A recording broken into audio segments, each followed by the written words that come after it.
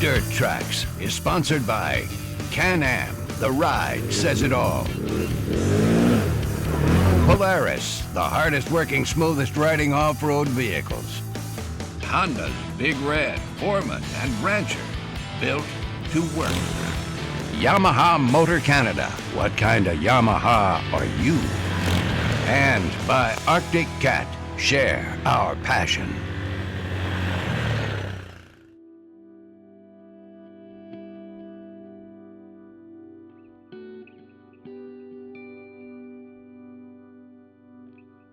There's so many places that the crew at Dirt Trax gets to go throughout the year, but a lot of those places only one of us gets to experience because the timelines are just so tight that we're traveling so many different places.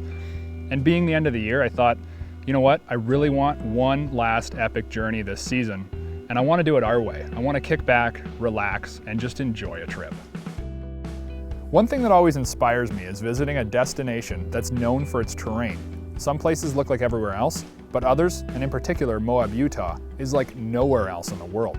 It's beautiful, it's rugged, and it's exactly where I wanted to go for the end of Dirt Trax. AJ's never been to Moab before on an ATV or a side-by-side, but earlier this season I came down for a large event called Rally on the Rocks, and I was just blown away by the terrain and the scenery here, and I knew once AJ got down here and saw it, he'd be equally as impressed with this place as I was. During the Rally on the Rocks event, I got a feel for not only the town and all it has to offer to outdoor enthusiasts, but more importantly, the trails offered in Moab. While the slick rock surfaces look easy to ride, the truth is the trails go from mild to very, very wild, and the technical terrain you can experience here is something you just won't find elsewhere. The slick rock is really poorly named in my opinion. It's not very slick, but it is very hard to master. I knew AJ would be in for some excitement and a totally eye-opening experience, and that's exactly the reason we chose Moab to come back to. The last time that Luke was in Moab, he was really here just to do the Rally on the Rocks event and didn't have much time to do anything else. But he saw all these peripheral things going on, and when he came back, told me about it. And that got me really excited to come back here and do something different than, just going crawling or just experiencing the riding here in Moab. I really find the trips we get to experientially go outside the box, producing grain memories that'll last a lifetime. So to properly take in Moab, we enlisted the help of Scott McFarland of High Point Hummer, an extreme outdoor adventure company who offers everything from mountain bikes, jeeps, Hummers, or side-by-side tours to hiking, rafting, and rock climbing expeditions right out of their facility in Moab. At High Point Hummer, we offer a variety of adventures, everything from guided Hummer trips, and then we also rent jeeps, we rent side-by-sides, ATVs, dirt bikes. We do guided tours with side-by-sides, ATVs, and dirt bikes. We also do climbing and canyoneering. One thing I noticed right away about the rental fleet that Scott offered from his location is that they have some serious hardware. I mean, they've got the full RZR line. You can rent a 572-seater all the way up to the XP 900 4-seater. This is serious stuff. But for this trip, we had something just a little bit different planned. Seeing as we're hooked up with an outfitter like High Point, we want to take in as much of Moab as we can. So our plan is to camp out overnight, utilizing side-by-sides. A quick call to Polaris, and we were able to commandeer two brand new RZR XP 900s that'll take us places you can only experience in a side-by-side or ATV. The RZR XP 900 is a total utility monster. It's built to outwork anything else in the category, and besides its super strong shoulders, it's got a whopping 60 horsepower, which is super impressive. It's got industry-leading ground clearance and suspension travel. This thing is a serious beast, and I can't think of anything else that could outwork this. The sheer amount of storage offered by the XP 900 is impressive, and truly one of the reasons we picked this as our vehicle of choice. But the abilities of the XP are second to none. It's ultra comfortable, incredibly easy to drive, and thanks to power steering and a 5-inch longer wheelbase compared to the standard XP 800, will allow us to climb, crawl, and traverse the most technical terrain in Moab. One of the really special things about High Point is that you can either show up at their location or they'll come right to the door of your hotel and pick you up. After we'd geared up at their storefront, we were ready to set out and, you know what, have just a great final experience of this 2012 Dirt Trax season. By this point in the season, we can get pretty tired and worn out. So for AJ and I, this trip is as much about kicking back and just having a good time as it is about experiencing Moab.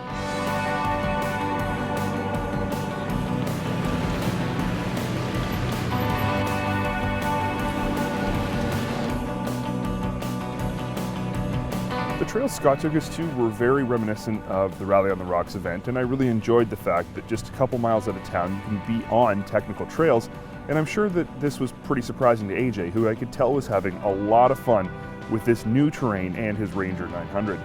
The slick rock can be pretty deceptive when it gets steep. You may think you're going to cruise right over, but many areas require a very slow, steady, calculated pace. Moab, Utah offers a type of terrain that's unique to this continent. There's no other place that you can go in North America and drive on petrified sand dunes. Straight up, straight down, unbelievable vistas overlooking the Colorado River, Arches National Park, Canyonlands National Park, all within a couple of miles of downtown Moab. It's just an unbelievable place. Huge variety. You go from open flat desert where you can go to experience high speeds, sand dunes, come up through sand washes, climb onto the slick rock, petrified sand dunes that you drive over top of, and head up into the high alpine settings of the La Salle Mountains. Unbelievable place, huge variety of terrain, all within a very small distance of each other. Moab, Utah offers not only a variety in terrain, but a variety in riding experiences. We have beginner trails, easy, scenic gravel roads that are endless, take you to beautiful places. We've got mid-range trails, like we took the dirt tracks guys on some stuff that requires a little bit of experience. You're not going to want to drive that your first time out in a side-by-side. But with a little time behind the wheel and in the seat, very doable for most everyone. Right up to the stuff that's made Moab famous for what it is, extreme, hardcore technical trails, where you're really going to need not only a lot of experience, but also probably a winch and a little spare parts never hurt either. I really didn't know what to expect from the Moab terrain. Luke had told me about it, but I mean, you know, you just don't get the full experience from that. One thing I learned very quickly is that speed is not always your best friend. This rock is like sandpaper, and a lot of the times just being steady with the throttle will get you where you need to go. And at the end of the day, keeping the rubber side down is always important. Crawling and climbing isn't something I have the liberty to do much of around the Dirt Trax headquarters, so it took some getting used to. Approach angle and proper articulation of the gas pedal is what makes the biggest difference when traversing obstacles. The Ranger XP 900 did this very well, and I think the 5 inches of added wheelbase and the huge ground clearance gave me an advantage out here on the rock. While we did experience areas of high-speed running, I really enjoyed the slower crawling and transitioning, as it takes a lot of thought to do it right. The Dirt Trax TV guys did great. They jumped into those XP 900s like they've been driving them forever. We went out, straight up, straight down, on the main trail of Hell's Revenge, and they immediately knew just how to drive the machines. So I pushed them a little bit, took them to some places that were a little steep or a little more vertical. Took me a little bit, but I found some stuff that they finally had to question before they went straight up and straight down. I think they caught on real fast. Seemed like they had a great time.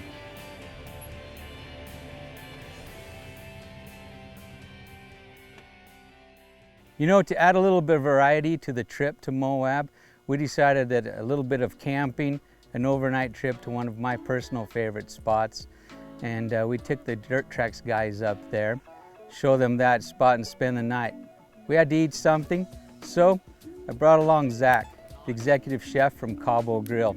He's an award-winning chef. He's been nominated 3 times in the state of Utah for Chef of the Year. Quite an accomplishment here. And Zach cooked up some great food for all of us. Smoked paprika, give it that campfire flavor. That smells good. After finishing up a really exciting day of riding, we expected the standard grub for our camping cookout. Burgers if we're lucky, but nothing special. Man, were we surprised when Scott told us about his dinner plans. Scott is a little bit of a Moab baron. and not only owns High Point, but also a restaurant in the town, and decided to bring out his award-winning head chef to prepare us a gourmet campfire-cooked meal. And let me tell you, after a long, hard day of riding, we were totally blown away by the level of hospitality. All right. After sleeping like a baby from the incredible meal that Zach had cooked up for us, we were all completely ready for a total new day and something that was a little bit outside the box for us. After going over a rough plan for the day, we set out with the Rangers to a place only accessible with vehicles like the RZR XP 900. Scott had assured us we'd have a great time and that everything was safe, but I could see Luke was super nervous. Kind of reminds me of when we went whitewater rafting a few years back, and you all think he's the tough one. Since the Dirt Trax guys brought out some 900 XPs, we decided to use the utility side of those a little bit more. We threw in some climbing ropes, some climbing gear, some helmets, took these guys to do a little bit of canyoneering here in Moab. I do a lot of crazy stuff on side-by-sides. I'll jump anything, I'll pitch a side-by-side sideways at 70 miles an hour, and generally that doesn't faze me a whole lot.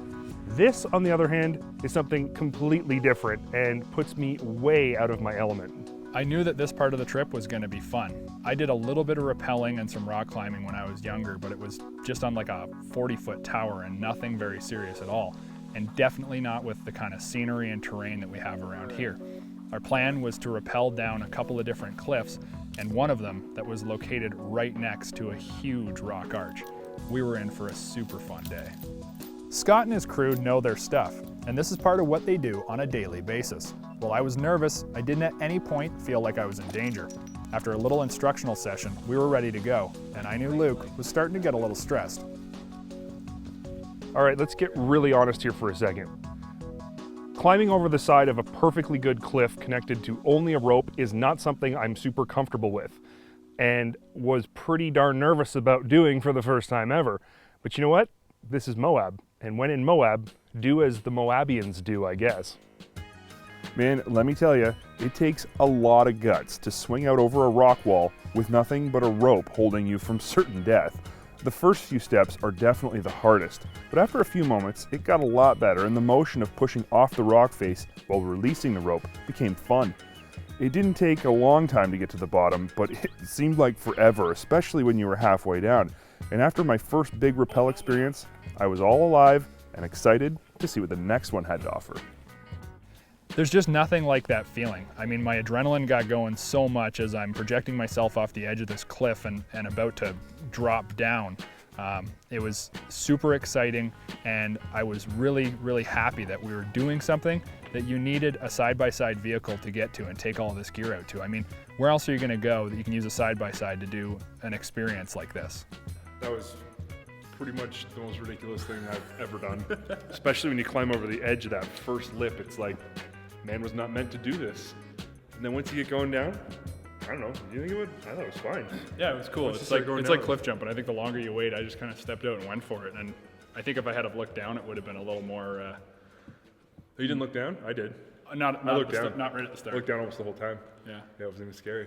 Yeah, it was fun.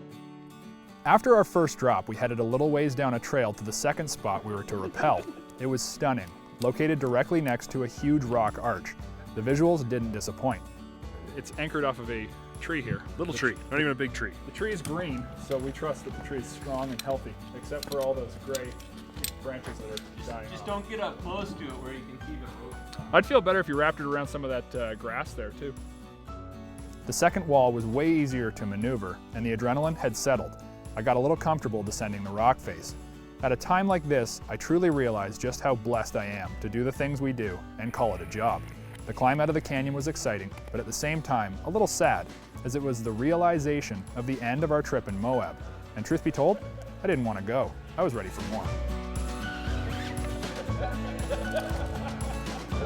After our final climb out of the canyon, I got a chance to take in the views, the magnitude of this place, the humongous rock structures and the endless scenery, the endless views of God's great earth that you won't get anywhere else. And honestly, it made me feel a little sentimental about leaving. It made me really appreciate just what this place is all about and how big it really is. Every once in a while, Luke and I actually get to stand back, take a breath and just enjoy the area that we're in and the experience that we're having. And aside from the riding and the rappelling and the camping and the, just the amazing hospitality we were shown here, this trip is one of the ones that truly makes you feel alive. And what a great way to end an even better season at Trax TV. Here in the Trax Trail Tech Shop, it's pretty standard for me to walk you through the ins and outs of how to install a product and the benefits that you should expect from it. But this week, I got something just a little bit different planned, and I'm going to let this product speak for itself.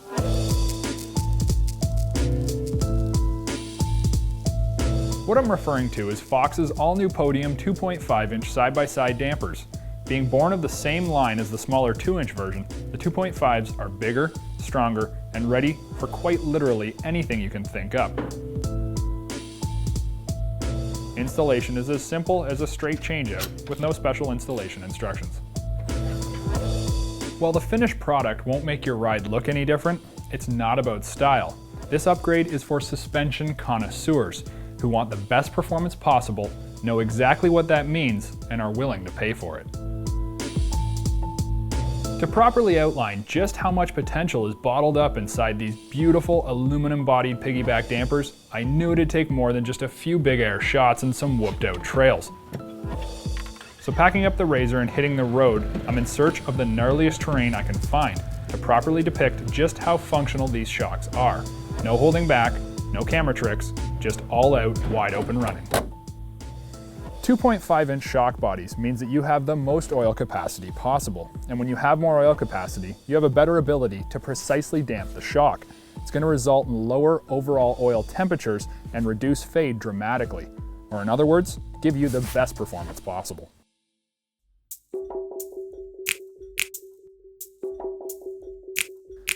On a big side-by-side like the XP 900, one of the best ways to put shocks through their paces is on brutal and unforgiving whoops. You quickly find out just what a damper is made out of and how quickly they will succumb to overheating and just how well the available adjustment truly works. At high speed through whooped out terrain, a properly set up side-by-side should be able to float through the whoops without robbing control, even when the spacing becomes uneven or inconsistent. Drivability speaks volumes to a shock's potential when under pressure. When it comes to specs, this shock package has the goods to deliver the best ride quality in the business, in my opinion. It's got high speed and low speed compression adjustability, Rebound, as well as Eibach lightweight racing springs in a dual rate setup with threaded preload adjustability. Knowing your shocks and setting them up properly requires knowledge and time, both a requirement if you want the best suspension performance possible. Hitting the same section of whoops, increasing my speed each pass is how I do it.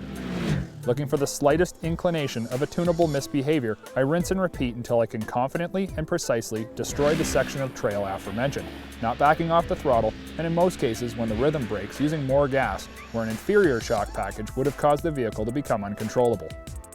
While ripping through the whoop section is a great way to heat up a shock absorber and test its capabilities, the truth is, a high-quality shock package like this is expected to work in a way broader range of trail conditions.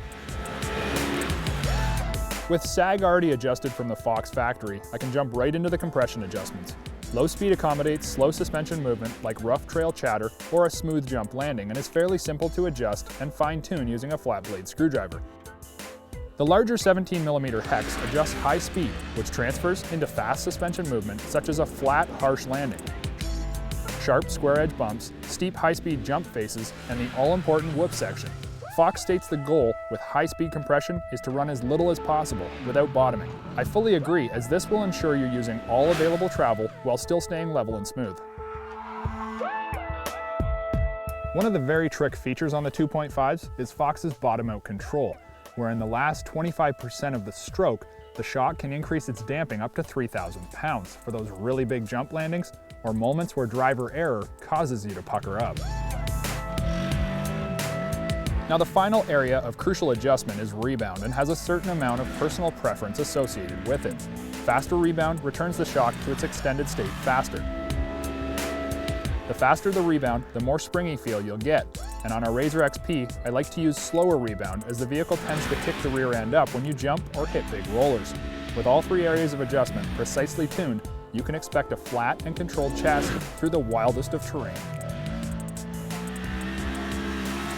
The new Fox Podium 2.5s are a beautiful damper, feature the best components available, the most adjustability, and therefore the best precision damping. If you're looking for the best suspension for your ride, look no further.